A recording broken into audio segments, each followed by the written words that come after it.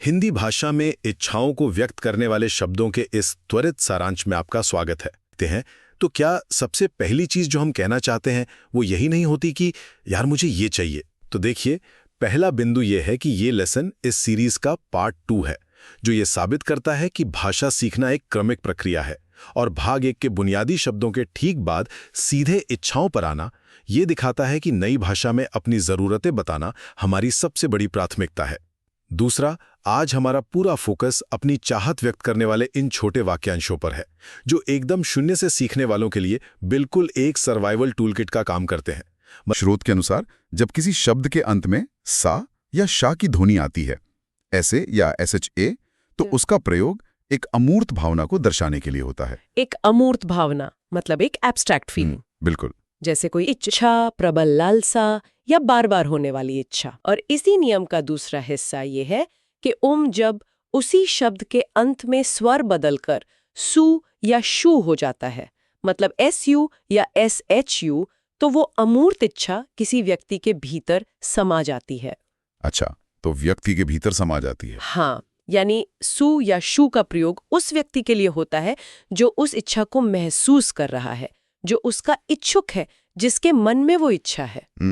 अगर मैं इसे रोजमर्रा के एक बिल्कुल सरल उदाहरण से समझने की कोशिश करूं, तो क्या ये भूख लगना और भूखा व्यक्ति होने के बीच का अंतर है? एकदम सटीक उदाहरण है ये। भूख एक ऐसी भावना है जिसे छुआ नहीं जा सकता, जो बस हवा में है, यानी वो सा या शा की श्रेणी में आती है। हाँ, भूख बस एक एहसास है। बिल्कुल।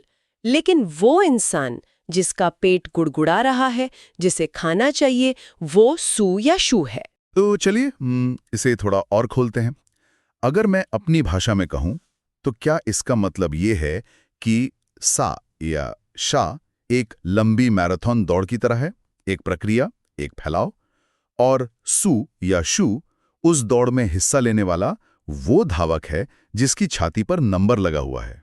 अरे वाह, मैराथन और धावक वाली ये तुलना बहुत ही बेहतरीन है, क्योंकि धावक के बिना दौड़ का कोई भौतिक अस्तित्व नहीं है ना? बिल्कुल, कोई दौड़ने वाला ही नहीं तो दौड़ कैसी? और ठीक वैसे ही दौड़ के बिना धावक की कोई पहचान नहीं है। लेकिन यहाँ मुझे एक छोटी सी शंका है। कैसी शंका? मतलब, क्या हम सिर्फ एक व्याकरण के नियम को कुछ ज्यादा ही दार्शनिक रंग नहीं दे रहे हैं? मेरा मतलब है, हर भाषा में प्रत्यय या सफिक्स होते हैं। अंग्रेजी में रन के आगे ER लगा दो तो वो रनर बन जाता है। तो सिर्फ अंत का स्वर आ से बदलकर ऊ कर देने में इतनी खास बात क्या है? हाँ, ये शंका बहुत स्वाभाविक है, लेकिन यहाँ दिलचस्प बात यह है कि कैसे संस्कृत भाषा में एक छोटी सी ध्वनि पूरी अवस्था को बदल देती है। संस्कृत की ध्वन्यात्मकता, यानी इसके पीछे का जो नाद विज्ञान है, वो अंग्रेजी या अन्य भाषाओं के प्रतियों से थोड़ा अलग स्तर पर काम करता है। अलग स्तर पर? वो कैसे? मैं समझाती हूँ। अगर हम इस अ और ऊ की ध्वनि के पीछे के विज्ञान को गहराई से देखें, तो अ जैसे सा या शा में ये बोलते समय इंसान का मुंह खुलता है। हाँ, आ बोलने पर मुंह खुलता है। यह ध्वनि एक फैलाव, एक विस्तार और एक अमूर्त अवस्था को दर्शाती है, ठीक वैसे ही जैसे कोई भावना पूरे मन में फैल रही हो। ओहो, तो ये खुली हुई अवस्था है। बिल्कुल। इसके विपरीत जब हम ऊ बोलते हैं, जैसे सु या शु में, तो बोलते समय होंठ सिकुड़ते हैं। यह ध्वनि केंद्रित होती है। यह उस फैली हुई भावना को समेटकर एक ठोस भौतिक शरीर के भीतर केंद्रित कर देती है। अरे वाह, मतलब सिर्फ ध्वनि के सिकुड़ने से? हाँ, एक छोटी सी ध्वनि के बदलने से हम एक अमूर्त विचार से एक जीते जागते सांस लेते इंसान तक पहुंच जाते हैं। ये केवल व्याकरण नहीं है, ये भाषा की वैज्ञानिक सटीकता को दर्शाता है। ये ध्वनि के माध्यम से मानव शरीर क्रिया विज्ञान का चित्रण है। ये सच में एक अलग नजरिया है। मतलब ध्वनि का सिकुड़ना भावना के भौतिक रूप लेने का संकेत है। बिल्कुल। अब जब ये बात साफ हो गई है कि कैसे एक सु की ध्वनि किसी भी अमूर्त भावनाओं को एक इंसान का चेहरा दे देती है, तो इसका प्रयोग असल जिंदगी की जटिल भावनाओं पर कैसे होता है, ये हमारा दूसरा पार्ट है। हाँ, क्योंकि नियम तो हमने समझ लिया। तो स्रोतों में कई ऐसे उदाहरण हैं जहां रोजमर्रा की जटिल और उलझी हुई भावनाओं को सिर्फ एक शब्द में समेट दिया गया है। जैसे एक शब्द है सिसरुक्षा। सिसरुक्षा, ये बहुत ही सुंदर शब्द है। इसका अर्थ है रचना करने की इच्छा, भीतर से कुछ नया बनाने की छटपटाहट। जैसे किसी चित्रकार का खाली कैनवास देखकर चित्र बनाने का मन करना। बिल्कुल। और जैसा कि हमने अभी नियम सीखा, जो व्यक्ति ये रचना करना चाहता है, जिसके भीतर वो ऊ ध्वनि केंद्रित हो गई है, वो सिसृक्षु कहलाएगा। हाँ, और इसी तरह कोई काम करने की एक सामान्य इच्छा के लिए श्रोत में चिकीर्षा शब्द है, और जो काम करना चाहता है वो चिकीर्षा है। हाँ, चिकीर्षा और चिकीर्ष। ये आज के आधुनिक कॉर्पोरेट जीवन या दफ्तरों को समझने का कितना बेहतरीन तरीका है ना? दफ्तर में हर कोई काम तो कर रहा है, लेकिन सबकी मानसिक अवस्था अलग होती है। बिल्कुल अलग होती है। कोई सिर्फ इसलिए काम कर रहा है क्योंकि उसे अपनी शिफ्ट पूरी करनी है, वो शायद चिकीर्षा की अवस्था में। लेकिन कोई ऐसा भी होता है जो किसी नए प्रोजेक्ट में जान फूंक देना चाहता है, कुछ बिल्कुल नया बनाना चाहता है, वो सिसृक्षा से भरा हुआ है। यही कारण है कि इन शब्दों को जानना इतना महत्वपूर्ण है। जब इंसान के पास इन भावनाओं के लिए सटीक शब्द होते हैं, तो वो केवल ये कहने के बजाय कि मैं कहाँ करना चाहता हूँ, ये पहचान सकता है कि वह असल में एक निर्माता बनना चाहता है या सिर्फ एक कर्मचारी। बात तो सही है, लेकिन स्रोतों में एक ऐसा हिस्सा है जिसने मुझे सबसे ज्यादा उलझा दिया। अच्छा, वो कौन सा हिस्सा है? यहाँ एक सवाल उठता है, भोजन की इच्छा के लिए हमारे पास दो अलग अलग शब्द क्यों हैं? यहाँ दिया है जगत्सा और बुभुक्षा। हाँ, ये दोनों भोजन से जुड़े हैं। और उसी सा और सू के नियम के अनुसार भूखे व्यक्ति के लिए जिघत्सु और बुभुक्ष शब्द हैं। मेरी समझ से बाहर ये है कि एक ही साधारण सी जैविक जरूरत के लिए दो अलग अलग शब्दों की क्या जरूरत है? क्या ये दोनों बिल्कुल एक ही हैं, या एक में प्रबल इच्छा का भाव ज्यादा है? मतलब क्या ये दोनों सिर्फ पर्यायवाची हैं जिन्हें शब्दकोश को मोटा करने के लिए रख दिया गया है? ये बहुत ही शानदार सवाल है और इसका जवाब प्राचीन भारतीय मनोविज्ञान की गहराई में छिपा है। अच्छा, किसी भी समृद्ध भाषा में ना कोई भी दो शब्द बिल्कुल एक जैसा अर्थ नहीं रखते जी। अगर हम इसे बड़ी तस्वीर से जोड़ें तो जिगत्सा और बुभुक्षा दोनों का संबंध भोजन से जरूर है, लेकिन वे भूख के दो बिल्कुल अलग-अलग आयामों को छूते हैं। भूख के दो अलग आयाम, वो कैसे? इसे ऐसे समझा जा सकता है कि एक भूख वो होती है जो शरीर की बुनियादी जरूरत है। शरीर को ऊर्जा चाहिए, पेट खाली है और उसे जीवित रहने के लिए ईंधन की जरूरत है। यह विशुद्ध रूप से जैविक है, बायोलॉजिकल है। हाँ, ये तो सामान्य भूख हुई। लेकिन दूसरी तरफ एक भूख मनोवैज्ञानिक होती है। जैसे जब पेट भरा होने के बावजूद इंसान फ्रिज खोलकर कुछ मीठा ढूंढने लगता है। बिल्कुल, वो जो दूसरी तरह की भूख है वो सिर्फ शरीर की जरूरत नहीं है, बल्कि वो इंद्रियों की लालसा है। वो उपभोग करने की, स्वाद लेने की एक गहरी मनोवैज्ञानिक इच्छा है। ओहो, मतलब प्राचीन विचारकों ने इंसान की जरूरतों को इतनी बारीकी से देखा था? हाँ, उन्होंने शरीर की बुनियादी मांग और मन के लालच के बीच एक स्पष्ट लकीर खींच दी थी। जब कोई इंसान ये समझ जाता है कि वो जिगुत्सा महसूस कर रहा है या बुभुक्षा, तो वो अपने आहार और अपने मन दोनों पर बेहतर नियंत्रण पा सकता है। मतलब ये सिर्फ भूख नहीं है, ये समझना है कि शरीर मांग रहा है या मन मांग रहा है। ये सच में बहुत ही स्पष्ट करने वाला है। बिल्कुल। लेकिन एक और शब्द है जो मुझे लगता है कि आज के समय में बहुत प्रासंगिक है, युयुत्सा। हाँ, युयुत्सा। स्रोत में इसका अर्थ दिया गया है बार बार युद्ध करने की इच्छा, और जो बार बार लड़ना चाहता है वो है युयुत्सु। लेकिन यहाँ मेरा एक और सवाल है, क्या युयुत्सा हमेशा एक नकारात्मक चीज है? ये एक अच्छा नजरिया है सोचने का। मेरा मतलब है, क्या ये सिर्फ एक ऐसा इंसान है जो हर समय घर में बहस करने को तैयार रहता है या चिड़चिड़ा रहता है? मान लीजिए कोई वकील है जो अदालत में न्याय के लिए बार बार लड़ रहा है, तो क्या उसके भीतर भी युयुत्सा है? आहा, इस शब्द का सबसे महत्वपूर्ण हिस्सा है बार बार। ये बहुत ही विशिष्ट है। ये केवल एक बार के गुस्से या किसी के साथ हुई एक बहस को नहीं दर्शाता। हाँ, क्योंकि गुस्सा तो पल भर का होता है। बिल्कुल, गुस्सा एक क्षणिक भावना है, लेकिन जब किसी के भीतर लड़ने की, संघर्ष करने की या हमेशा एक रक्षात्मक और आक्रामक मुद्रा में रहने की एक स्थायी मनोवैज्ञानिक प्रवृत्ति बन जाती है, एक पैटर्न बन जाता है, तब उसे युयुत्सा कहा जाता है। अच्छा, एक पैटर्न। जहां तक न्याय के लिए लड़ने वाले वकील का सवाल है, अगर वो लड़ाई सिर्फ एक पेशा है या किसी उद्देश्य के लिए है तो वो अलग बात है।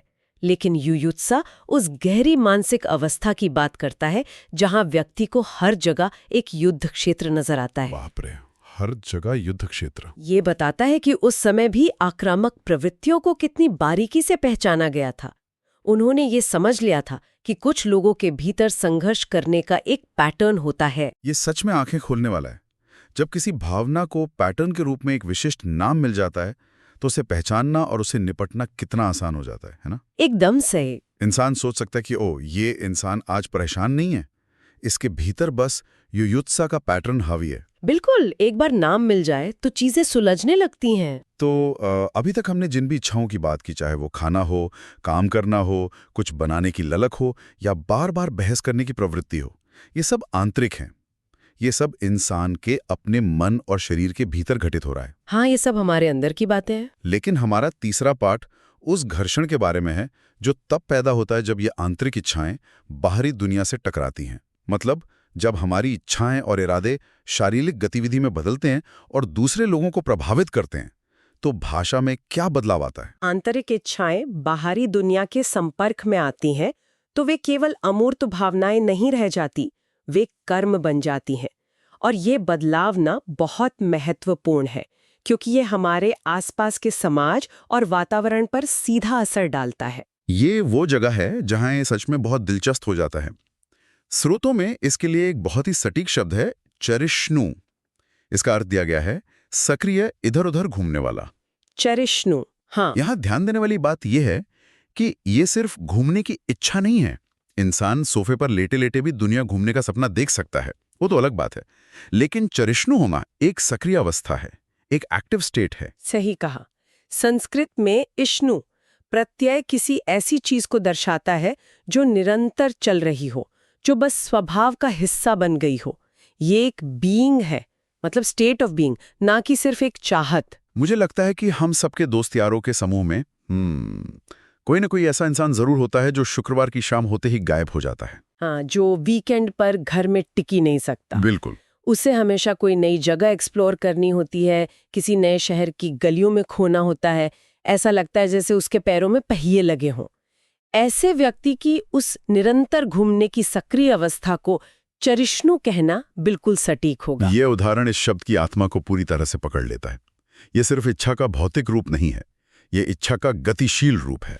बाहरी दुनिया में कर्म के असर को दर्शाने वाला एक और भारी भरकम शब्द स्रोत में मौजूद है, चिकीर्षित। चिकीर्षित, यह बहुत ही गहरा शब्द है। इसका अर्थ है अभिलषित, इच्छित या साभिप्राय। इसे अगर मैं सरल भाषा में कहूं तो इंटेंशनल, यानी जानबूझकर किया गया काम। ये शब्द हमें बताता है कि कोई भी काम बस यूं ही या किसी दुर्घटना के तहत नहीं हो गया, उसके पीछे एक स्पष्ट योजना और एक इरादा था। और यही वो जगह है जहां भाषा सिर्फ भावना नहीं रहती, बल्कि नैतिकता और न्याय के दायरे में प्रवेश कर जाती है। नैतिकता के दायरे में, हाँ, चिकित्सित बहुत ही वजनदार शब्द है। दुनिया की किसी भी न्याय प्रणाली में इस बात का बहुत बड़ा अंतर होता है कि किसी ने कोई काम अनजाने में किया है या वो काम चिकित्सित था। हाँ, मतलब इंटेंशनल था या नहीं। बिल्कुल। जब कोई काम साभिप्राय होता है तो वो कर्ता पर पूरी नैतिक जिम्मेदारी डाल देता है। प्राचीन समाजों में इस एक शब्द ने न्याय और जिम्मेदारी की पूरी नींव तय की होगी। मतलब एक शब्द सिर्फ भावनाओं को ही नहीं, बल्कि समाज के पूरे नैतिक ढांचे को भी सहारा दे रहा है। यही तो भाषा की ताकत है। और समाज की बात चली है तो स्रोत का एक आखिरी शब्द मुझे बहुत ही खास लगा। वो शब्द है शुभैषी या शुभेच्छु। इसका बहुत ही सीधा सा अर्थ है जो दूसरों का शुभ चाहता हो। इच्छाओं के इस पूरे शब्दकोश में ना, ये शब्द इंसान के मानसिक विकास के सबसे उच्चतम बिंदु को दर्शाता है। यह सच में एक बहुत बड़ा कंट्रास्ट है। हमने भूख देखी, काम करने की इच्छा देखी, यहाँ तक कि बार बार लड़ने की प्रवृत्ति भी देखी। ये सभी इच्छाएं इंसान के स्व पर केंद्रित हैं, यानी मेरा पेट, मेरा काम, मेरा गुस्सा। हाँ, वे सब सेल्फ सेंट्रिक हैं। लेकिन शुभैषी होना एक ऐसी इच्छा है जो इंसान के अपने अस्तित्व की सीमाओं को लांघ कर बाहर निकलती है, सिर्फ किसी दूसरे के भले के लिए। जब हम इन तीव्र आकांक्षाओं की बात करते हैं तो संस्कृत का एक बहुत ही रोचक नियम यहां काम करता है। अच्छा, वो नियम क्या है? इसे सनंत प्रत्यय कहते हैं। मतलब जब भी किसी मूल शब्द या धातु के साथ किसी काम को करने की बहुत ही तीव्र इच्छा जुड़ती है तो उस शब्द के अंत में आ की ध्वनि आती है। ओके, मतलब आ की ध्वनि इच्छा या डिजायर को दर्शाती है। बिल्कुल। और जब हम उसी शब्द को उस इंसान के लिए इस्तेमाल करना चाहें जिसके मन में वो इच्छा है, यानी जो इच्छुक व्यक्ति है, तो उस आ की जगह अंत में ऊ की ध्वनि लग जाती है। अरे वाह, ये भाषाई इंजीनियरिंग का बहुत ही मतलब एक जबरदस्त उदाहरण है। मैं तो इसे एक जिप फोल्डर की तरह देखती हूँ। Zip folder? हाँ, वो कैसे? मतलब जहां हमें ये कहने के लिए कि एक ऐसा व्यक्ति जिसके मन में कोई बहुत गहरी और चरम इच्छा है, ढेरों शब्दों का इस्तेमाल करना पड़ता, वहीं ये व्याकरण का नियम बस अंत में एक ऊ की मात्रा लगाकर उस पूरे मनोवैज्ञानिक तूफान को एक छोटे से शब्द में जिप कर देता है। हाँ, ये बहुत ही सटीक एनालॉजी है। एक ही अक्षर से पूरा अर्थ बदल जाता है। बिल्कुल। तो चलिए इसे और गहराई से समझते हैं। अगर हम इन शब्दों के सबसे चरम बिंदु से शुरू करें, यानी अस्तित्व के अंतिम सवालों से, तो स्रोत में मृत्यु और मोक्ष से जुड़े शब्द दिए गए हैं। हाँ, शुरुआत सबसे गहन मानवीय विचारों से होती है, जीवन का अंत या उससे पार पाना। तो स्रोत के अनुसार मरने की इच्छा को मुमूर्षा कहा गया है, और मरने का जो प्रबल इच्छुक व्यक्ति है वो मुमूर्षु कहलाता है। सही है। और इसके ठीक विपरीत जो स्थिति है, जहां मोक्ष प्राप्ति की तीव्र इच्छा होती है, उसके लिए मुमुक्षा शब्द है। और जो मोक्ष चाहता है वो मुमुक्षु है। मतलब दोनों ही स्थितियां एक तरह से इस जीवन से बाहर निकलने की बात कर रही हैं, है ना? ऊपर से देखने में ऐसा लग सकता है, लेकिन अगर हम इसके मूल में जाएं तो ये साफ हो जाता है कि ये दोनों इच्छाएं कितनी अलग हैं। वो कैसे? देखिए, मुमूर्षा शब्द मृ धातु से बना है, जिसका मतलब है मरना या समाप्त होना। मतलब जब कोई इंसान अपनी पीड़ा से इतना भर जाए कि बस खुद को मिटाना चाहे। बिल्कुल, वो हताशा है।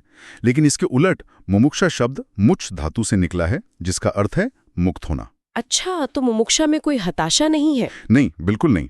यहाँ इंसान खुद को मिटाना नहीं चाहता, बल्कि वो भौतिक दुनिया के बंधनों से ऊपर उठकर एक सर्वोच्च आजादी पाना चाहता है। मैं इस दार्शनिक अंतर को एक आधुनिक रूपक से समझने की कोशिश कर रही हूँ।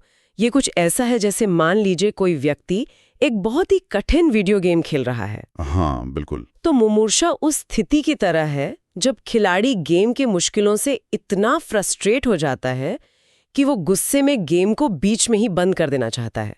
मतलब वो बस स्क्रीन को ब्लैक करना चाहता है। सही कहा, वो बस वहां से भागना चाहता है। लेकिन मुमुक्षा की स्थिति बिल्कुल अलग है।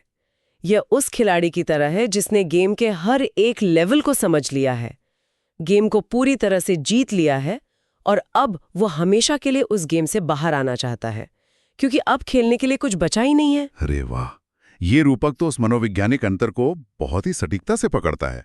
मुमुक्षा में जो भागने का भाव है, वो मुमुक्षा में एक गहरी शांति में बदल जाता है। हाँ, वो एक पूर्णता की स्थिति है।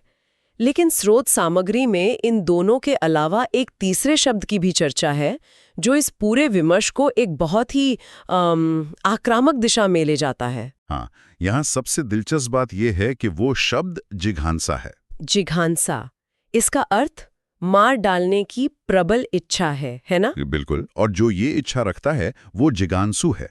ये हन धातु से बना है, जिसका मतलब है चोट पहुंचाना।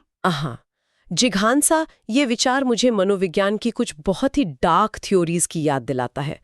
मतलब मुमुक्षा में इंसान खुद के अस्तित्व को मिटाना चाहता था और मुमुक्षा में मुक्त होना चाहता था। हाँ। लेकिन जिघांसा में वो खुद को नहीं, बल्कि किसी दूसरे के अस्तित्व को ही जबरन मिटा देना चाहता है।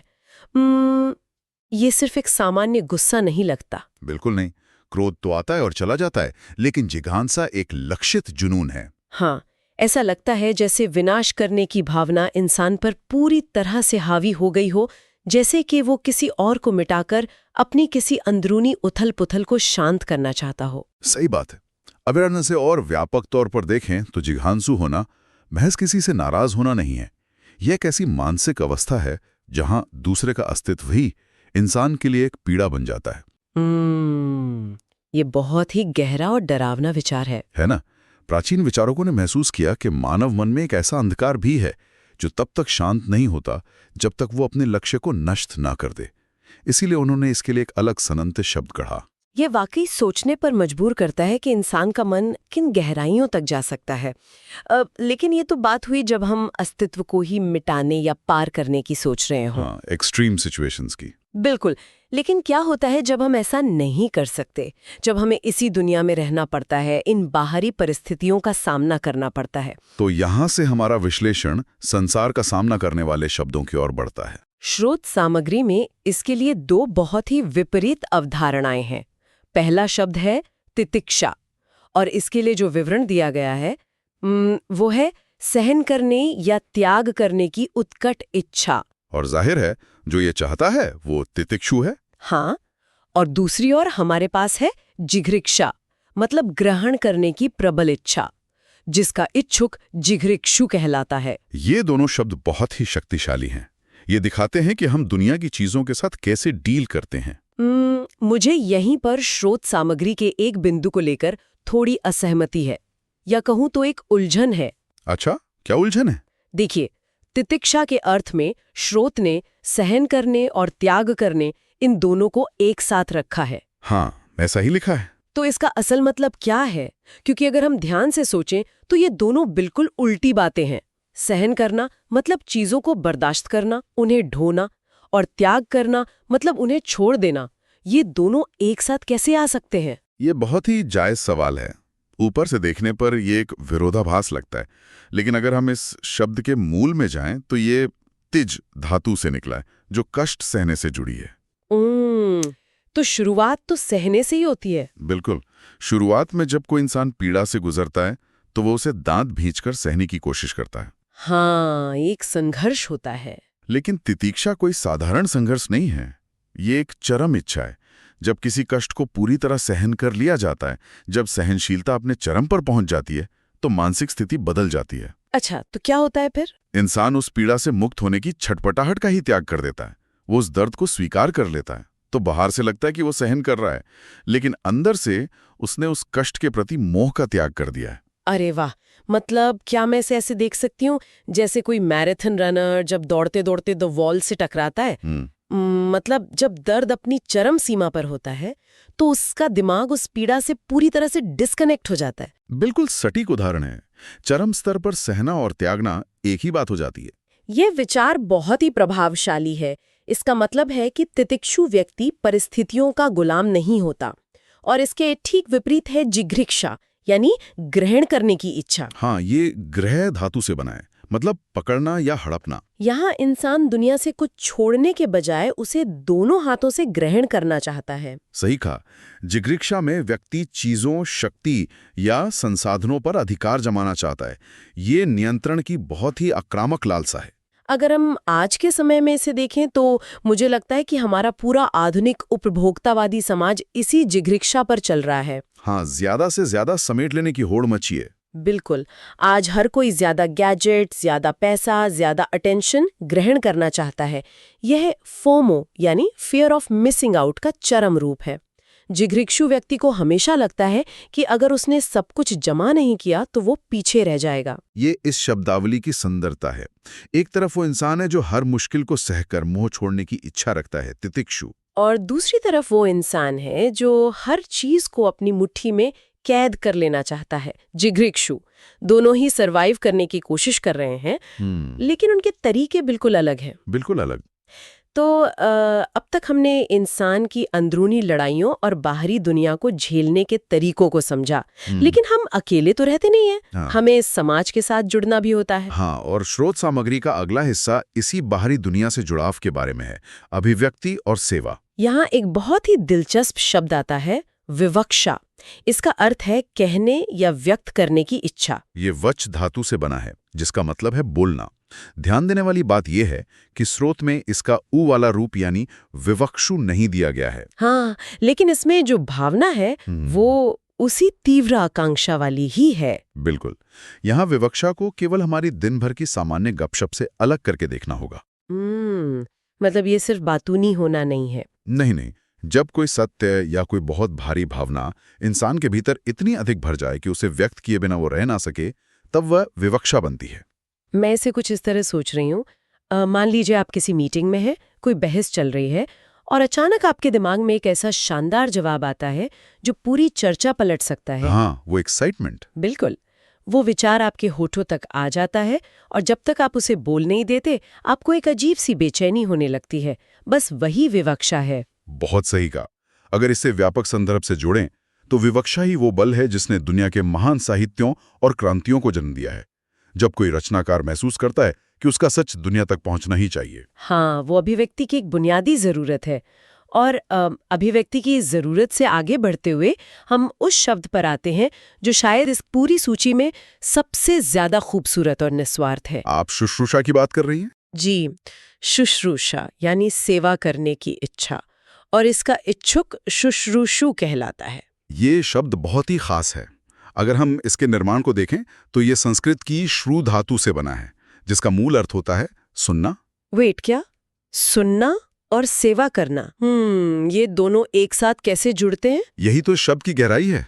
समय के साथ सुनने की इच्छा का अर्थ विकसित होकर सेवा करने की इच्छा बन गया। ये तो बहुत ही शानदार कनेक्शन है। क्या इसका मतलब ये है कि सच्ची सेवा की शुरुआत ही दूसरे व्यक्ति की जरूरत को गहराई से सुनने और समझने से होती है? आपने बिल्कुल सही नब्ज पकड़ी है। जब तक कोई इंसान दूसरे के दुख या उसकी पुकार को सुनने के लिए तैयार नहीं होता, तब तक वो निस्वार्थ सेवा कर ही नहीं सकता। हाँ, क्योंकि अक्सर लोग दूसरों पर अपनी मदद बस थोपना चाहते हैं, जो कि सेवा नहीं है। बिल्कुल। शुश्रूषा एक मानसिक अवस्था है जहां इंसान अपना अहंकार किनारे रखकर पूरी तरह से दूसरे के प्रति समर्पित हो जाता है। अगर हम इसे बाकी शब्दों के साथ रख कर देखें तो एक बहुत बड़ा अंतर दिखाई देता है। हमने जिघांसा की बात की, जहां इंसान दूसरे को मारना चाहता है। हाँ, नुकसान पहुंचाना चाहता है। और जिघृक्षा में वो चीजें हड़पना चाहता है। मतलब ये सब मैं और मेरे पर केंद्रित है। यहाँ तक कि मोक्ष की इच्छा यानी मुमुक्षा भी अपनी ही मुक्ति के बारे में है। सही बात है। लेकिन शुश्रूषा इस पूरी शब्दावली का अकेला ऐसा शब्द है जो पूरी तरह से दूसरे पर केंद्रित है। इसमें इंसान अपना सब कुछ, अपना समय और ऊर्जा किसी और की भलाई के लिए देना चाहता है। और यही बात एक शुरुआती विद्यार्थी को समझनी चाहिए। एक सामान्य सेवा भाव और शुश्रूषा में वही अंतर है जो एक चिंगारी और आग में होता है। ये मानवीय आकांक्षाओं का सबसे रचनात्मक पहलू है। बिल्कुल। तो ये पूरी चर्चा हमें मानव मन के एक बहुत ही साफ आईने के सामने खड़ा कर देती है। अगर हम आज के इस पूरे विश्लेषण को समेटें तो सबसे बड़ी टेकअवे यही है कि ये केवल कुछ कठिन शब्दों की सूची नहीं है। हाँ, ये कोई डिक्शनरी नहीं है। ये शुरुआती विद्यार्थियों के लिए ये समझने का मौका है कि हिंदी और संस्कृत शब्दावली किस तरह जटिल मानवीय मनोविज्ञान को केवल एक शब्द में पिरो देती है। आ और ऊ का वो व्याकरणिक नियम भाषा को और भी तार्किक बनाता है। बिल्कुल। ये दिखाता है कि हमारी भाषा केवल संवाद का साधन नहीं बल्कि चेतना का एक पूरा ब्रह्मांड है। एकदम सही। और जाने से पहले एक अंतिम गहरे विचार पर गौर करते हैं। जरा स्रोत सामग्री में दी गई इस शब्दावली पर एक साथ नजर डालिए। हमारे पास किसी को मार डालने की प्रबल इच्छा यानी जिघांसा के लिए एक बहुत ही सटीक शब्द है, और दूसरी तरफ बिना किसी स्वार्थ के सेवा करने की इच्छा यानी शुश्रूषा के लिए भी उतना ही विशिष्ट शब्द है। हाँ, ये बहुत बड़ा कंट्रास्ट है। जरा सोचिए, सदियों पहले भाषा बनाने वालों ने मानव मन के इन दोनों अंधेरे और उजाले कोनों को कितनी बारीकी से देखा होगा। बिल्कुल। उन्होंने इंसान के हर रंग को पहचाना। उन्होंने ये समझा होगा कि इंसान के भीतर विनाश करने वाला एक क्रूर राक्षस भी है, और उसी इंसान के भीतर खुद को दूसरों की सेवा में समर्पित करने वाला देवता भी है। ये हमारी भाषा से ज्यादा हमारी अपनी मानवीय प्रकृति का आईना है। तो आज के इस गहन विश्लेषण में बस इतना ही। बिल्कुल, फिर मिलेंगे।